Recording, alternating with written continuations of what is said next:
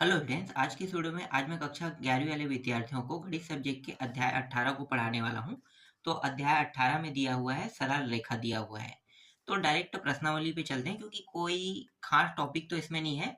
जो भी टॉपिक रहेगा, जो इम्पोर्टेंट तथ्य रहेगा, वो सारे जो इम्पोर्टेंट तथ्य वो मैं आपको प्रश्नावली में बताऊंगा। तो प्रश्नावली 18.1 का पहला प्रश्न है, रेखा की प्रवणता ज्ञात कीजिए जिसका एक्स अक्ष की धन दिशा से झुकाव निम्न है। इसके अंदर कुछ प्रश्न दिए हुए हैं। इनमें से पहला प्रश्न देखो। तो पहला प्रश्न यहाँ पे मैं लिख लेता हूँ। ये जो पहला प्रश्न जो है ना, पाई अपान 6 दिखाई दे रहा है। इसी तरीके से सभी प्रश्न हैं। तो ये पाई अपान जो 6 है, ये किसी ना किसी का तो मान होगा। तो किसका मान है? थीटा का। तो ये थीटा का मान है, तो थीटा बराबर करके मैं लिखता हूँ, थीटा बराबर पाई अपान 6। अब क्या करेंगे आगे?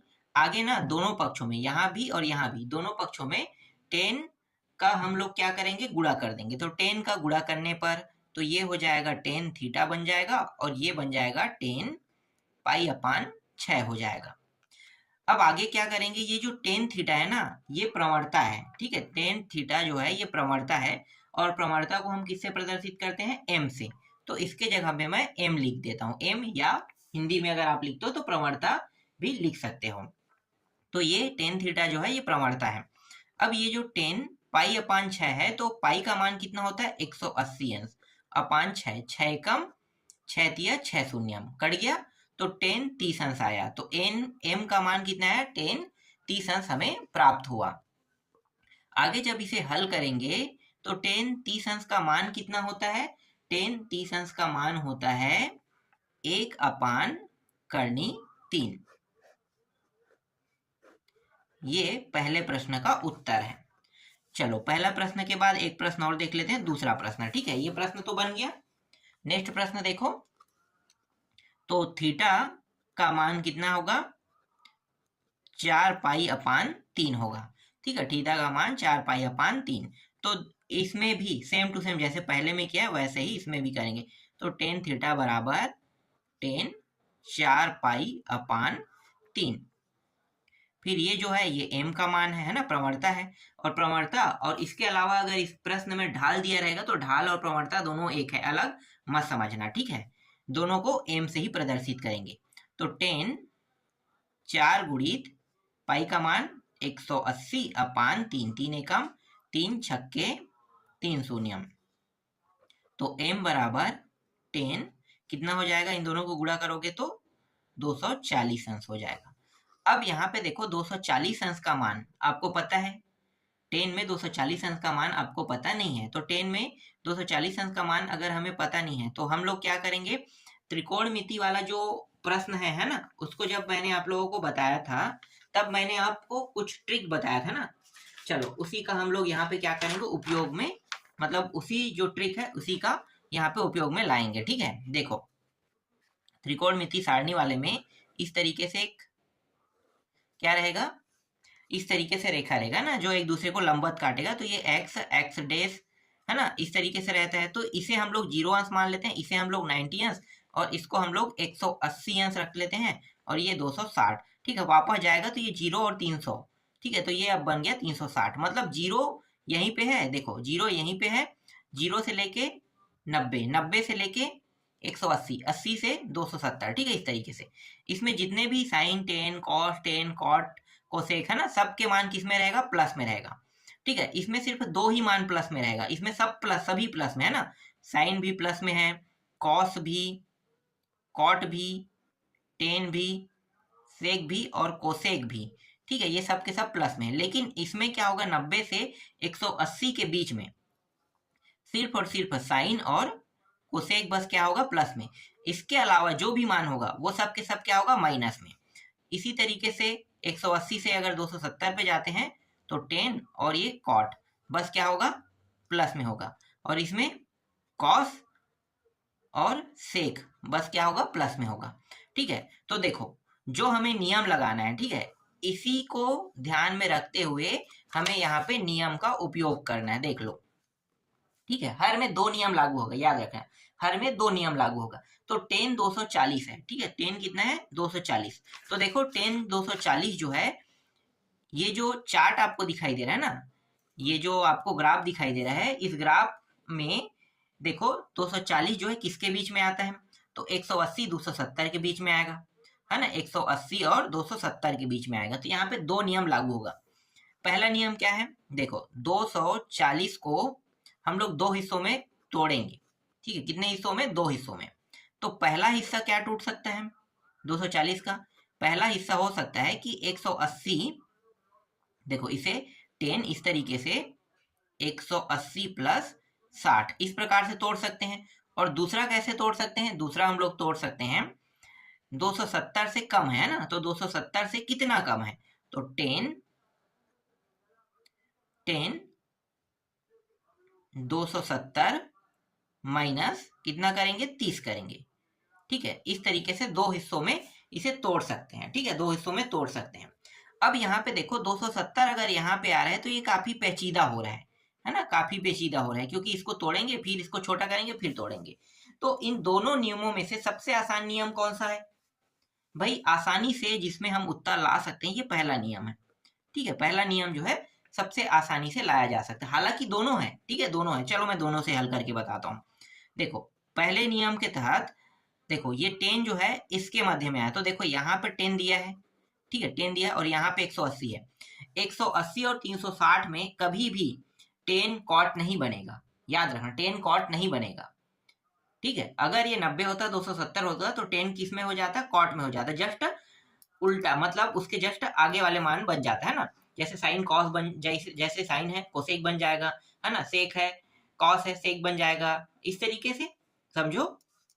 तो ये जो 10 है, ये जो 10 है ये कोई भी कंडीशन में चेंज नहीं हुआ, तो 10 के 10 में रहेगा, तो इसे यहाँ पे आपको लिखना है 10, ठीक है। और ये इसमें है आ रहा है, तो 10 जो है प्लस के प्लस में रहेगा, तो यहाँ पे आगे में प्लस, ठीक है। प्लस को कभी हम लोग लिखते नहीं है, लेकिन मैं आपको यहाँ पे बता रहा हूँ, तो यहाँ पे प्लस है, ठीक है, ये प्लस हो गया, प्लस को लिखने की जरूरत नहीं है, माइनस होता तो लिखते, ठीक है। तो ये 10 हो गया। अब यहाँ पे देखो कितने अंश है, 60 अंश, 60 अंश, ठीक है, 10 60 अंश हो गया।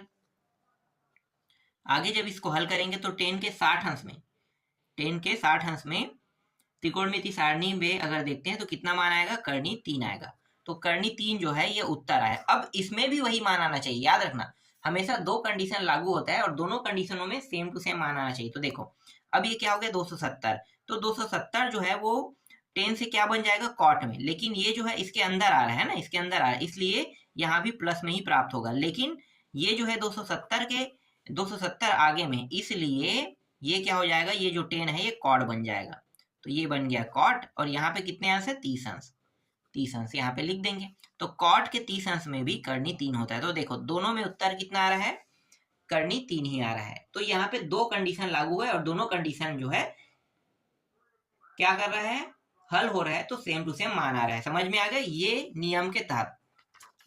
चलो तो यहाँ पे जो भी अगर आपको लेना है पहला कंडीशन तो पहला ले लो, दूसरा लेना है दूसरा ले सकते हो। तो यहाँ पे मैं फर्स्ट कंडीशन को ले लेता हूँ, 10 180 अंश प्लस 60, तो ये हो जाएगा m बराबर 10 60 अंश, तो m बराबर 60 अंश का मान कितना होगा, 10 60 अंश का मान कर्णी 3, मतलब यहाँ पे प्रवणता आ गया, कर्णी 3 आ गया, ठीक है। एक और प्रश्न देख लेते हैं इसको अच्छे से समझने के लिए, तीसरा प्रश्न बहुत अच्छा है एग्जाम्पल के तौर पे, है ना, तो मतलब इसको भी देख लेते हैं। हालांकि ये प्रश्न है लेकिन ऐसे ही मैं आपको समझाने के लिए बता रहा हूँ, अब आपको समझ में आ गया होगा। चलो इस प्रश्न से आपको और अच्छे से समझ में आ जाएगा।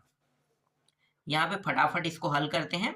ये हो गया 10, ये 11 गुणित 180 अपान 6, ये 3 शून्य, तो ये हो गया 10 थीटा बराबर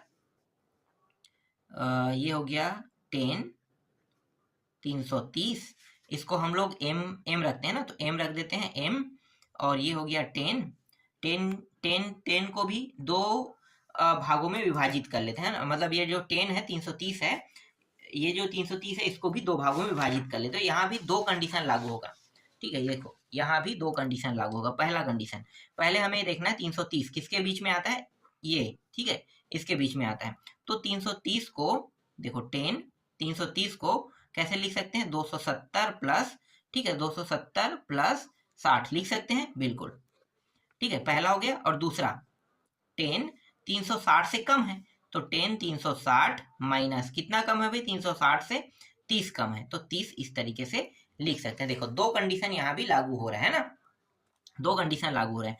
अब यहाँ पे देखो, अगर मैं ये पहले वाले को हल करता हूँ, पहला फर्स्ट कंडीशन को लेकर, तो ये जो 10 है 270 आगे में होने के कारण क्या हो जाएगा, पहले तो एक कॉर्ड बनेगा, ठीक है, और कॉर्ड बनेगा, देखो कॉस और सिर्फ सेक जो प्लस में है, ठीक है, बाकी माइनस में, तो ये माइनस में भी आएगा, ठीक है, क्योंकि यहाँ पे कहीं पे भी 10 और कॉट नहीं दिया, इसलिए ये क्या बन गया, माइनस हो गया है ना। और यहाँ पे पीछे में कितना है 60 अंश, तो 60 अंश लिख देंगे। इसी तरीके से इसको भी करेंगे, तो देखो यहाँ पे 10 और कॉट नहीं दिया है ना, 10 दिया ही नहीं है, तो 10 नहीं दिया मतलब ये माइनस में जाएगा, और ये 10 के 10 में ही रहेगा, 360 में और 180 में ये अपना रूप चेंज नहीं करता है, तो ये 10 का 10 में ही रहेगा, और पीछे में कितने अंश है, 30 अंश, तो यहाँ पे माइनस, और देखो ये हो गया। आगे जब इसको हल करेंगे, कॉट 60 अंश का मान कितना होता है, कॉट 60 अंश का मान होता है 1/3 होता है, और आगे में माइनस लगा है, मतलब माइनस 1/3, और ये दोनों में आएगा, ये दोनों जो है सेम टू सेम आ रहा है। तो देखो दोनों कंडीशन को इस प्रकार से आपको लगाना है, ठीक है, दोनों को लगाना चाहिए, दोनों लगा सकते हो, एक को लगाकर भी हल करोगे तो भी उत्तर यही आएगा ना। तो यहाँ पे मैं कंडीशन पहले को ले लेता हूँ, 270 माइनस 60 प्लस 270 प्लस, है ना, इसके बाद आगे जब इसको हल करेंगे तो ये हो जाएगा 10, नहीं 10 का क्या हो जाएगा, 270 में माइनस कॉट में हो जाएगा, और ये 60 अंश, तो m बराबर माइनस 1/3 होता है त्रिकोणमिति सारणी में, तो यही क्या है, इस प्रश्न का उत्तर है। देखो इस तरीके से तीसरा प्रश्न भी बन गया, ठीक है। एक प्रश्न और है, इसको बना के देखना, अब आपको समझ में आ गया है, तो मैं ज़्यादा टाइम वेस्ट नहीं करूँगा ऐसे प्रश्नों को बनाने में जो आसानी से आपसे बन जाए, है ना। तो यहाँ पे दिया है -π/4 दिया हुआ है, ठीक है, ये पहला प्रश्न बन गया, दूसरा भी बन गया, तीसरा भी बन गया, चौथा बना के देखना। चलो अब दूसरा प्रश्न को देखते हैं। देखो दूसरा प्रश्न, निम्न बिंदुओं से गुजरने वाली सरल रेखाओं की प्रवणता ज्ञात कीजिए, प्रवणता ज्ञात करना है ना। और यहाँ पे पहला प्रश्न क्या है, दूसरे के पहला में 1 2 दिया हुआ है और 4 और 2 दिया हुआ है, ठीक है। तो अगर इस तरीके से मान दिया रहेगा तो आपको समझ जाना है कि ये आगे वाला x1 है और पीछे वाला y1, ठीक, इसी तरीके से x2 और पीछे वाला y2। अब यहाँ पे मैं आपको बता देता हूँ प्रवणता का सूत्र। प्रवणता का सूत्र क्या है, प्रवणता को m से प्रदर्शित करते हैं, ठीक है, m बराबर y2 माइनस y1 अपान x2 माइनस x1, ये सूत्र है। तो देखो हमारे पास x1 का मान है ना, y1 का मान है, x2 और y2 का मान है, बस यहाँ पे रखना है, रख देते हैं। y2 का मान कितना है, 2 है, 2 में y1 के मान को घटाएंगे, यहाँ भी 2 है। फिर x2 का मान 4 है, 4 में 1 को घटाएंगे, x1 का मान ना है, तो ऊपर में 0 और नीचे में 3, ठीक है। 0 को 3 से भाग दोगे तो कितना आएगा, 0 ही आएगा। यही क्या है, इस प्रश्न का उत्तर है, ठीक है। इस तरीके से पहला प्रश्न कंप्लीट होता है, बहुत आसान प्रश्न है। देखो पहला प्रश्न बन गया, एक और प्रश्न देख लेते हैं। तो इसमें 2 1 और दिया हुआ है, 2 और 4 दिया हुआ है, ठीक है। ये x1 y1 x2 और ये y2 है। सूत्र आपको पता है, m बराबर y2 माइनस y1, है ना, यही सूत्र है, x2 माइनस x1, बस मानों को रखेंगे। तो देखो ये 4 है, फिर y1 का मान 1 है, फिर यहाँ पे 2 है, और यहाँ भी कितना है, 2 है, तो ऊपर में 3 नीचे में 0, यहाँ पे इन्फिनिटी आ रहा है। इन्फिनिटी कोई भी कंडीशन में मान नहीं आना चाहिए, याद रखना, कोई भी कंडीशन में मान जो है इन्फिनिटी नहीं आना। तो 0 से अगर किसी संख्या को भाग दोगे तो क्या होगा, अनंत आएगा, है ना, अनंत मतलब इन्फिनिटी। तो इसी को हम क्या कहते हैं, परिभाषित नहीं किया जा सकता, ठीक है। अगर इस तरीके से आ जाता है तो लिखेंगे, हालांकि उत्तर जो प्राप्त हो रहा है उसको तो लिखना है, तो यहाँ पे क्या लिखेंगे, परिभाषित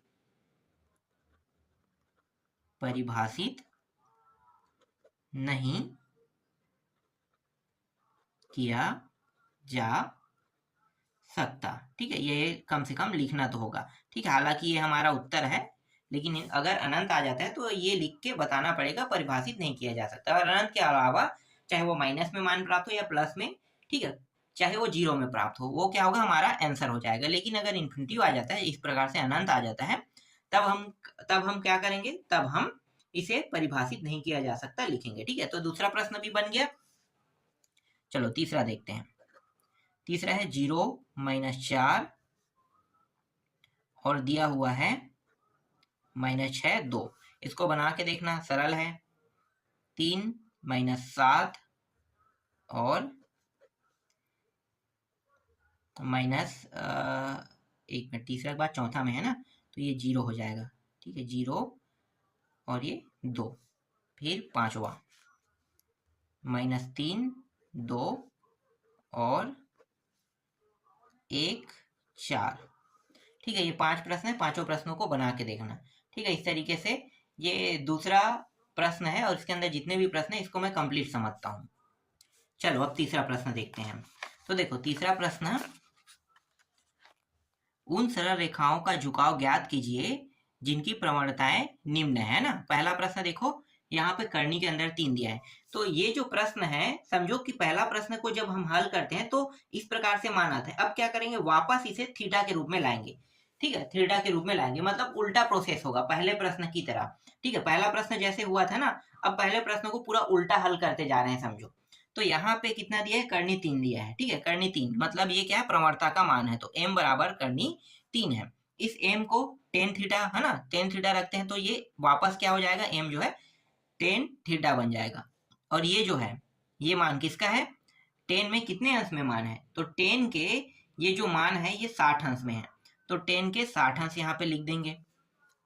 अब क्या करेंगे, अब यहाँ पे यहीं से काटेंगे तो ये कट जाएगा, लेकिन कटाएंगे नहीं। यहाँ पे ना एक और तरीका उपयोग में आता है। यहाँ पे क्या करेंगे, देखो ये दोनों जो है ये इसके घात जो है एक एक घात है, तो टेन माइनस वाले घात लेंगे। तो टेन -1 कोष्टक के अंदर टेन थीटा, फिर बराबर टेन -1 फिर कोष्टक के अंदर टेन 60 अंश। ठीक है, इस ट्रिक का उपयोग में लाएंगे। ठीक है, इससे पहले वाले में क्या करते थे, टेन का दोनों पक्षों में गुणा करते थे, वो एक घात वाला होता था। यहाँ पे क्या होगा, माइनस घात वाला होगा।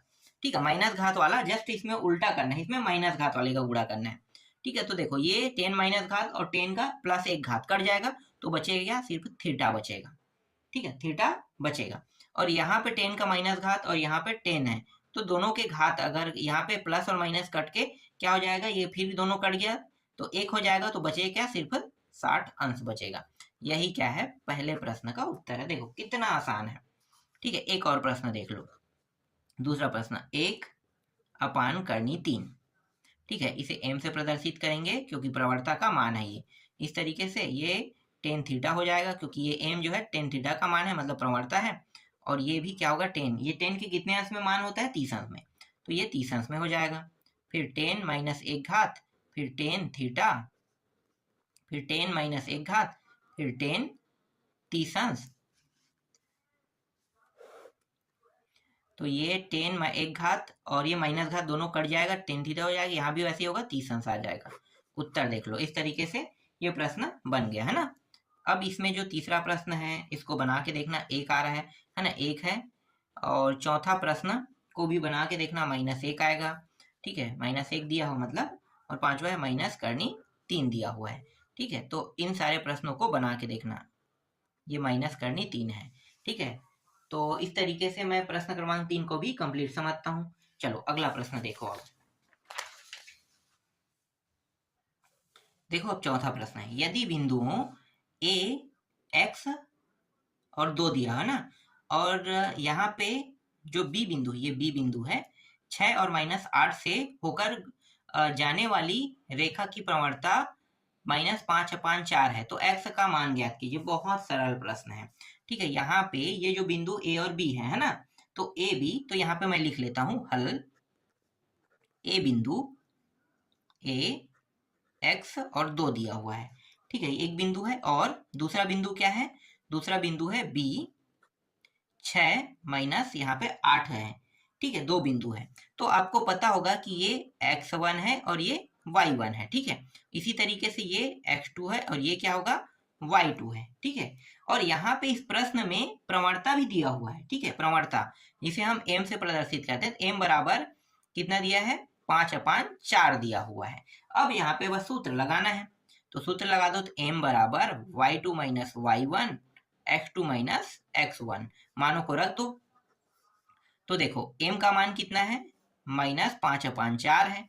y2 का मान देखो, y2 का मान -8 और y1 का मान कितना है, 2 है, तो -2। ठीक, इसके बाद x2 का मान देखो 6 और इसका मान कितना है, इसका मान x है ना, x1 का मान x है। इस तरीके से फिर ये जो मान है, ठीक है, इसका गुणा इसे ऊपर वाले के साथ हो जाएगा और इसका गुणा इस साइड वाले ऊपर के साथ हो, मतलब नीचे के मान दोनों ऊपर चला जाएगा इस प्रकार से। तो देखो ये 6×5 = 30 और यहाँ पे -5 है ना, तो -30 लिखेंगे और ये माइनस माइनस प्लस 5x हो जाएगा। यहाँ पे इसके साथ गुणा होगा तो -8 दूनी 16 और चौक 32 है ना, तो 32 आ गया ये। फिर ये माइनस ये हो गया 8 और 2, इसको घटा भी सकते थे यहीं पे, ठीक है, इसको बाद में घटा लेंगे या जोड़ लेंगे, जो भी होगा ना। तो 4 दूनी 8, ये 8 हो गया। तो यहाँ पे अब इन दोनों को हल करते हैं, ठीक है, इन दोनों को हल करेंगे, कितना हो जाएगा, 32 और 8 40, तो माइनस ये 40 हो गया और यहाँ पे -30 + 5x दिया, इसको उस पार ले जाएंगे तो 5x बस बचेगा, ये उस साइड जाके क्या हो जाएगा, माइनस से प्लस हो जाएगा, तो 30 जो है प्लस हो गया। तो 5x बराबर घटाएंगे तो कितना आएगा, -10, 5 एकम 5 दूनी, तो यहाँ पे x का जो मान आ रहा है वो कितना आ रहा है, -2 आ रहा है। ठीक है, कितना आ रहा है, x का मान -2, और यही क्या है, इस प्रश्न का उत्तर है। तो इस तरीके से ये जो चौथा प्रश्न है ये कंप्लीट होता है। चलो अगला प्रश्न देखो,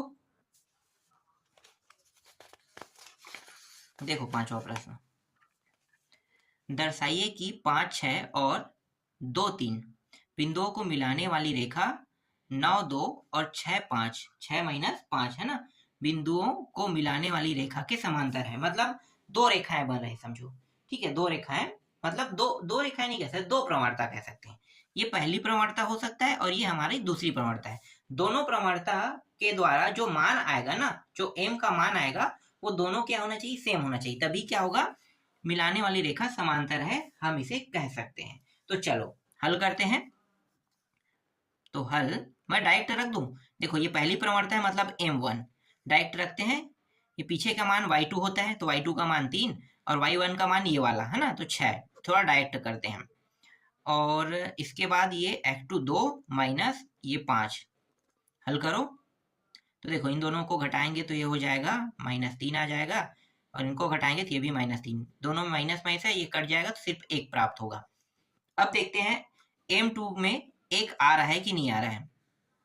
तो देखो ये हो गया -5 और ये हो गया -2 है ना, ये 6 - 9, तो 5 2 7, तो ये 7 हो गया -7, इसको घटाएंगे तो कितना आ रहा है, 6 और ये आ रहा है, ये आ रहा है, ये यहाँ पे गलती हुआ है ना, ये माइनस में है, ठीक है, तो ये प्लस, तो ये हो जाएगा 3, ठीक है, -3, यहाँ भी -3 आ रहा है, देखो सेम टू सेम आ रहा है। मतलब क्या है, दोनों जो है, जो m1 और m2 दोनों एक दूसरे के समांतर है। तो यहाँ पे हम लोग बताएंगे कि m1 बराबर m2, ठीक है, m1 बराबर m2 क्या है, एक दूसरे के समांतर है, तो समांतर है। इस तरीके से थोड़ा सा मैंने डायरेक्ट कर दिया है, तो इससे आपको समझ में तो आ जाएगा, ज़्यादा टफ भी नहीं है, इसलिए इसे ज़्यादा मतलब समझाने की जरूरत भी नहीं है। तो इस तरीके से ये बन गया, समझो, ठीक है। चलो अगला देखते हैं। देखो छठवां प्रश्न, 3x और 2 7 बिंदुओं को मिलाने वाली रेखा -1 4 और 0 6 बिंदुओं को मिलाने वाली रेखा के समांतर है, x का मान ज्ञात कीजिए। इसमें करना क्या है, जैसे हमने पांचवा को हल किया था वैसे ही ये छठवा भी हल होगा, तो इसे बताने की जरूरत तो नहीं है ना। ये m1 निकलेगा इन दोनों से और इससे m2 निकलेगा, m1 और m2 दोनों को एक दूसरे के बराबर रखना, बराबर रखोगे उसके बाद x का मान आसानी से निकल जाएगा, ठीक है, समझ में आ गया, तो x का मान निकल जाएगा, ठीक है। अब देखो सातवां प्रश्न, दर्शाइए कि, यहाँ भी सेम टू सेम होगा ना, दर्शाइए कि ये जो मान दिया हुआ है रेखा को मिलाने वाली रेखा के लंबवत है, लंबवत है कह रहा है, तो लंबवत निकालने का तरीका क्या है, m1 और m2 पहले निकालोगे, जैसे पांचवा को हल किए थे ना वैसे ही ये भी सातवां हल होगा। तो m1 और m2 पांचवा की तरह m1 m2 निकल जाएगा। निकलने के बाद दोनों को एक दूसरे के बराबर रखना, ठीक है, एक दूसरे के बराबर। देखो इसी प्रकार से m1 m2, ठीक है, तो दोनों को एक एक बराबर रखेंगे, बराबर में आ जाएगा, ठीक, एक दूसरे के बराबर। नहीं नहीं नहीं, ये लंबवत है, लंबवत में कभी बराबर नहीं होता है, जब समांतर कहेंगे तभी बराबर होगा ना, इसमें बस बराबर रखेंगे, इसमें लंबवत का है। लंबवत मतलब m1 m2 दोनों के मान को गुणा कर देना है, ठीक है। जब m1 m2 का मान आएगा तो m1 गुणित m2 कर दोगे, तो m1 m2 का जो भी मान रहेगा गुणा होने पर जो भी उत्तर आएगा वही क्या कहलाएगा, लंबवत रेखा कहलाएगा, ठीक है। ये समझ में आ गया। तो सातवां भी मैं समझता हूँ कि आप लोग बना लोगे, ठीक है। आठवां देखते हैं। अब आठवां जो है वो थोड़ा सा अलग तरीके से हल होगा, इसलिए आठवां को बना के देख लेते हैं। तो आठवां में दो प्रश्न दिए हुए हैं, पहला को देखते हैं, ठीक है। पहला जब आपको समझ में आएगा दूसरा भी आसानी से समझ में आ जाएगा। तो देखो, प्रवणता का प्रयोग करके सिद्ध कीजिए कि निम्न बिंदु संरेख है। संरेख मतलब वही समांतर है, ठीक है। संरेख मतलब ये भी क्या है, संरेख मतलब समांतर है कि नहीं, ये हम लोग देखेंगे। तो देखो, इसमें सिर्फ 3 ही मान दिया है ना, 1 2 3, ठीक है, 3 ही दिया है। और जब भी हम हल करते हैं तो 4 चाहिए कम से कम। देखो 4 चाहिए या फिर 2 चाहिए, 3 नहीं होना चाहिए, है ना। तो 4 चाहिए या फिर कितना चाहिए, 2 चाहिए। तो यहाँ पे 3 दिया हुआ है, 3 दिया है तो इसे 4 के रूप में बांटना है। तो कैसे बांटेंगे 4 के रूप में, तो देखो पहले ना ये जो है इसको A, इसे B और इसे C पहले नाम दो, ठीक है, A B C, ठीक है। तो माना यहाँ पे हल में लिखेंगे, माना ये बिंदु A है ना, तो A 4 और 8, ठीक है, B बिंदु 5 और 12 और C बिंदु 9 और 28 है। 28 दिए हुए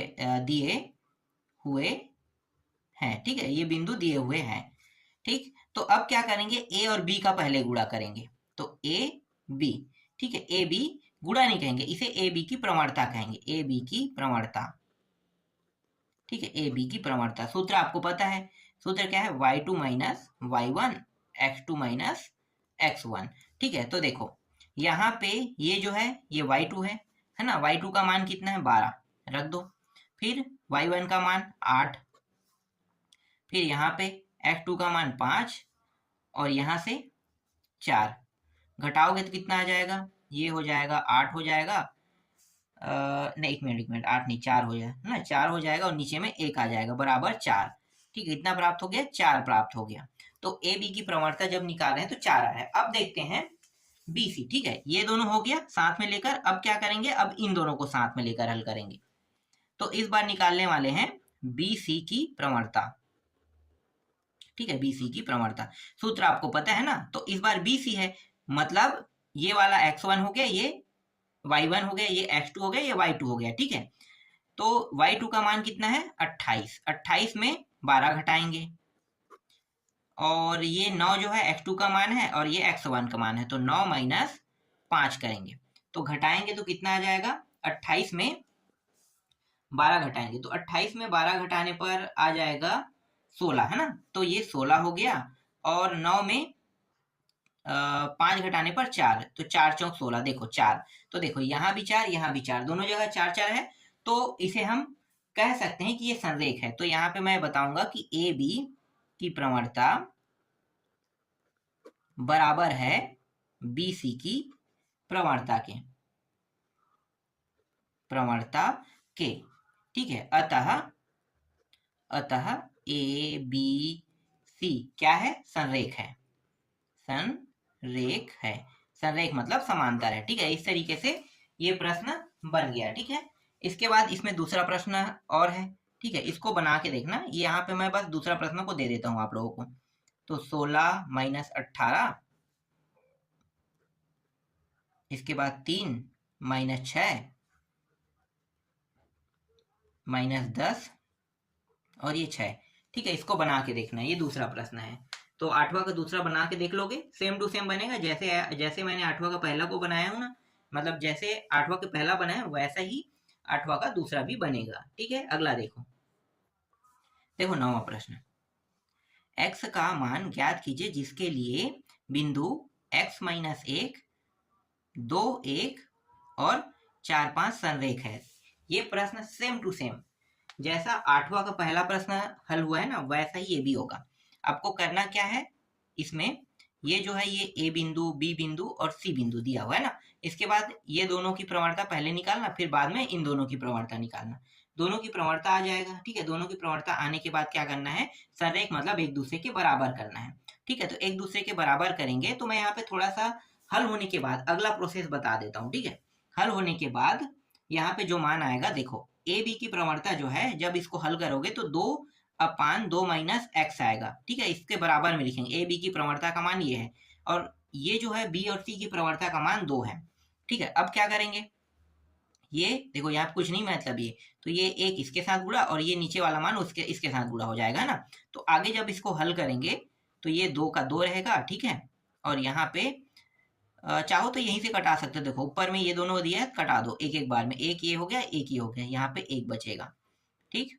एक गुणा एक हो गया।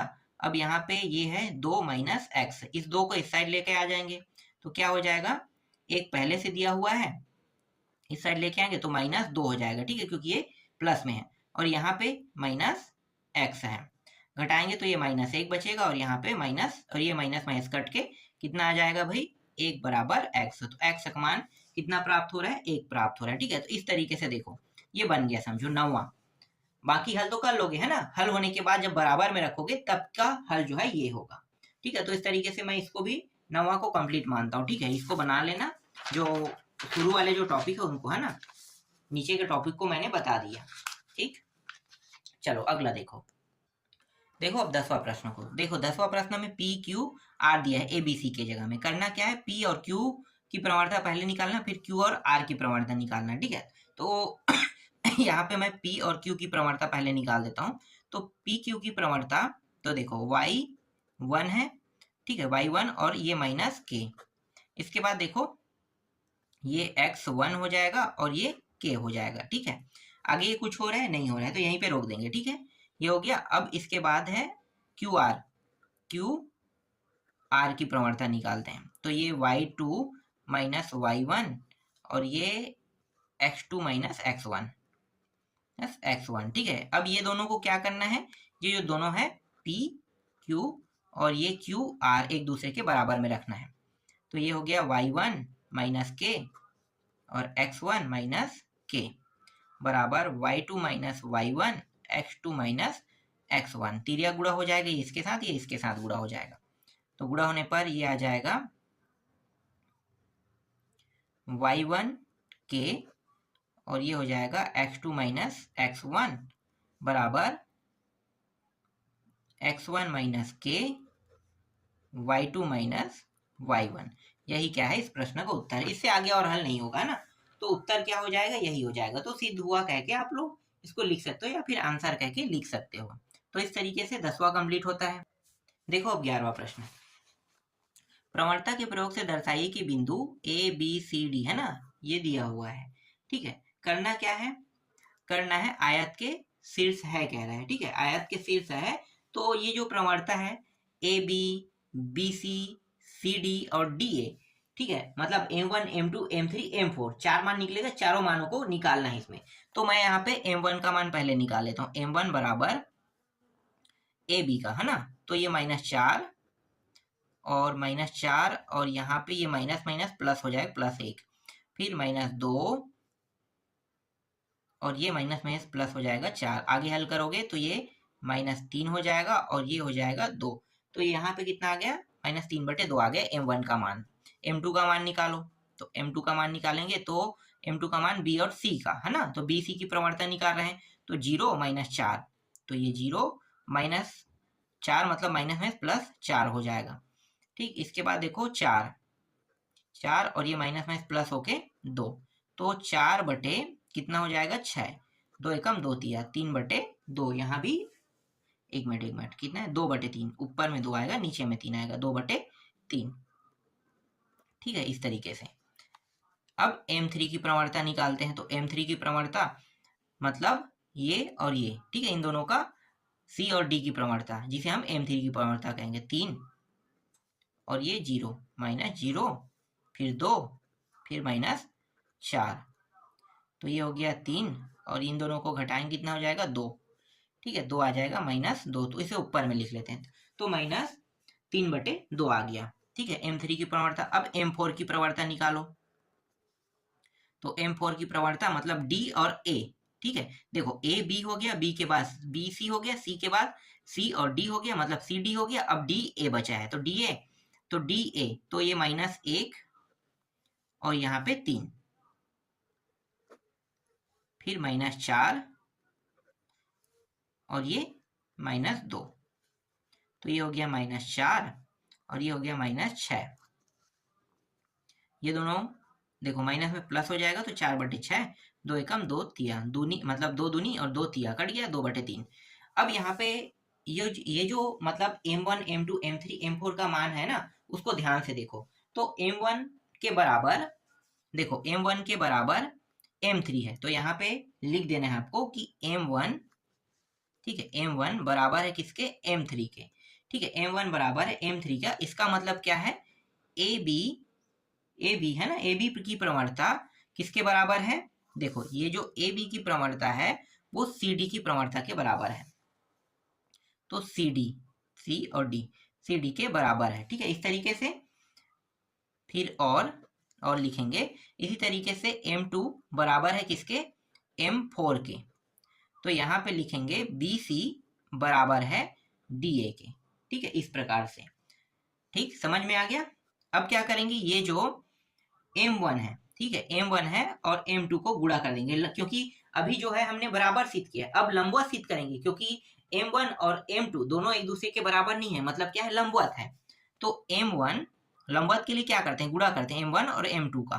तो M1 गुणित M2, ठीक है, M1 गुणित M2। तो M1 का मान कितना है, ठीक, M1 का मान देखो -3/2 और M2 का मान 2/3। तो लिखो यहाँ पे -3/2 और M2 का मान 2/3। ये सब कट गया, तो आया कितना, -1 आ गया। इसी तरीके से M3 और M4, M3 गुणित M4 करेंगे। तो M3 का मान कितना है, 2/3 और M4 का मान -3/2। देखो ये सब कट गया है ना, माइनस बस बचेगा, तो -1 यहाँ भी आ रहा है। ठीक है, -1 यहाँ भी आ रहा है। इसका मतलब क्या है कि ये जो ए बी है लंबवत है किसके, BC के। ठीक है, इस तरीके से बताना है। इसमें भी ऐसे ही करेंगे, है ना। CD लंबवत है किसके, DA के, इस तरीके से। ठीक है, अगर ये इस प्रकार से साबित हो रहा है तो देखो बराबर भी साबित हो रहा है, दो भुजाएं बराबर है ना, दो भुजाएं बराबर है और दो भुजाएं, देखो आयत का नियम क्या है, आयत में दो भुजाएं बराबर होता है, दो भुजा आमने सामने की भुजाएं बराबर होता है आयत का। यहाँ पे मैं आपको चित्र बना के बता देता हूँ, देखो इस तरीके से रहता है। तो ये भुजा, ठीक है, और ये भुजा दोनों बराबर रहेगा। ठीक है, और ये भुजा और ये भुजा ये दोनों एक दूसरे के बराबर रहेगा। तो M1 M2 में देखो M1 और M3 बराबर था, तो मान लो कि ये जो है M1 है, ये M2 है, ये M3 है और ये M4 है। तो अभी जब हमने हल किया तो M3 और M1 है ना, ये दोनों बराबर था, देख सकते हो M1 और M3 बराबर था, M2 और M4 बराबर है। समझ में आ गया।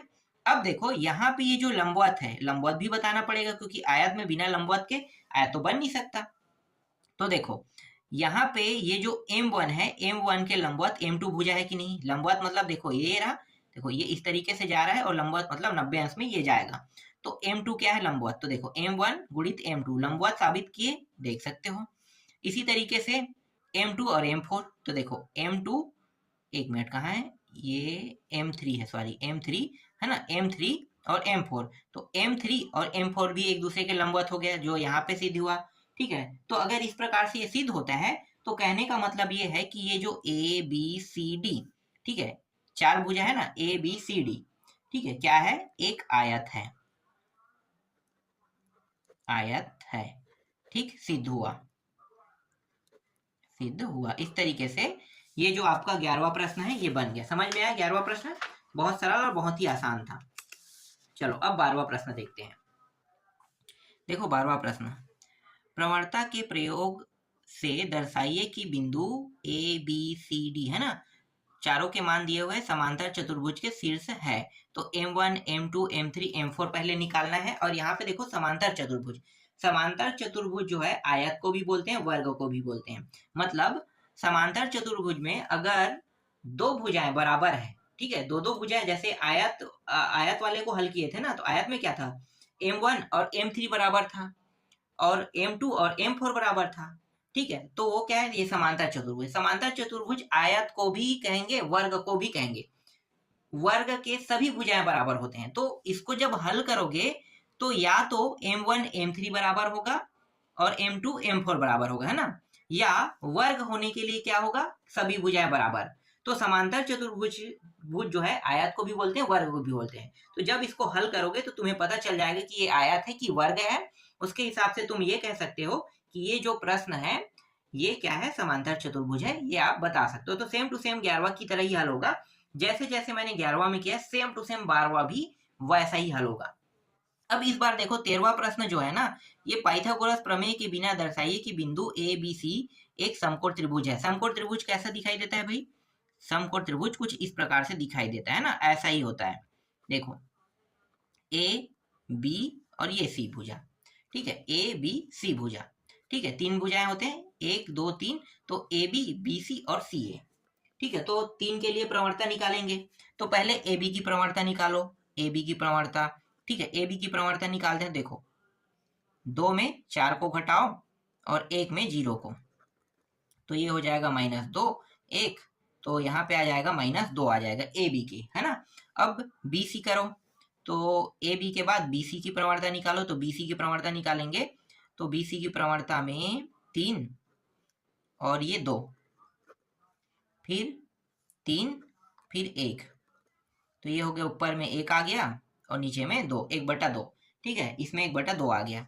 अब सी ए की प्रवणता निकालो, तो सी और ए, है ना, तो ये हो गया 4 और ये 3, फिर ये 0 और ये 3, तो ये 1 हो गया और यहाँ पे -3 आ गया, ठीक है। तो यहाँ पे 1/-3 हमें प्राप्त हो रहा है, ठीक है। अब देखो कोई बराबर है क्या, इसमें कोई बराबर नहीं है भाई। त्रिभुज में जरूरी नहीं है कि वो बराबर हो, है ना, तो ये त्रिभुज है, त्रिभुज में जरूरी नहीं है कि सभी भुजाएं बराबर हो सकता है 2 भुजा बराबर हो सकता है, तीसरा तो होगा नहीं, या फिर तीनों भुजाएं भी बराबर हो सकता है। तीनों भुजा कब बराबर होगा, जब सम त्रिबाहु त्रिभुज या फिर समबाहु त्रिभुज का अगर हम जिक्र करते हैं, समबाहु समद्विबाहु, है ना, समत्रिबाहु, इस तरीके से ये जो है समबाहु जब त्रिभुज का जिक्र होता है तभी तीनों भुजाएं बराबर होता है, और समद्विबाहु मतलब 2 भुजाएं बराबर है, ठीक है।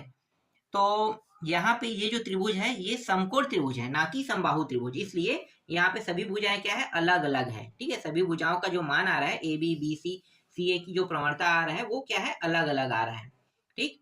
अब क्या करने वाले हैं, अब यहाँ पे ये जो ए बी है और बी सी है, ये दोनों की जो प्रवणता प्राप्त हुआ है इन दोनों का गुणा कर देंगे, तो ए बी गुणित बी सी, ठीक है, ए बी गुणित बी सी, तो 2 माइनस ये 2 है गुणित 1/2, तो 2 2 कट गया, -1 यहाँ पे प्राप्त हो रहा है, ठीक है, 1 यहाँ पे प्राप्त हुआ, तो ए बी गुणित बी सी, ठीक है, ए बी गुणित बी सी का मान कितना प्राप्त हुआ, -1 यहाँ पे प्राप्त हुआ। फिर आगे जब इसको हल करेंगे तो ये जो ए बी है, देखो ये जो ए बी है, ए बी के लंब कौन सा है, बी सी लंब है, तो ए बी लंब है बी सी के, ठीक है, यही समकोण त्रिभुज को दर्शा रहा है ना। तो समकोण त्रिभुज को बता रहा है कि ए बी पर लंब कौन सा है, बी सी है। तो उत्तर यहाँ पे लिखेंगे अतः त्रिभुज ए बी सी, है ना, त्रिभुज ए बी सी बिंदु बी पर एक क्या है, समकोण त्रिभुज है, समकोण त्रिभुज है, ठीक है। यही हमें क्या करना था, सिद्ध करना था, तो ये सिद्ध हुआ, ठीक है। इस तरीके से ये प्रश्न भी कंप्लीट होता है, देख सकते हो। देखो ये 90 अंश का कोण बना रहा है ना, बी पर, बी बिंदु पर, देख सकते हो बी बिंदु पर 90 अंश का कोण बना रहा है, तो यहाँ पे एक समकोण त्रिभुज है कह के हमने लिख दिया, ठीक है। इस तरीके से ये आपका 13वां प्रश्न भी कंप्लीट होता है। अब बाकी जो प्रश्न बचे हैं ना इस प्रश्नावली में, उसको मैं आपको नेक्स्ट वीडियो में बताऊंगा।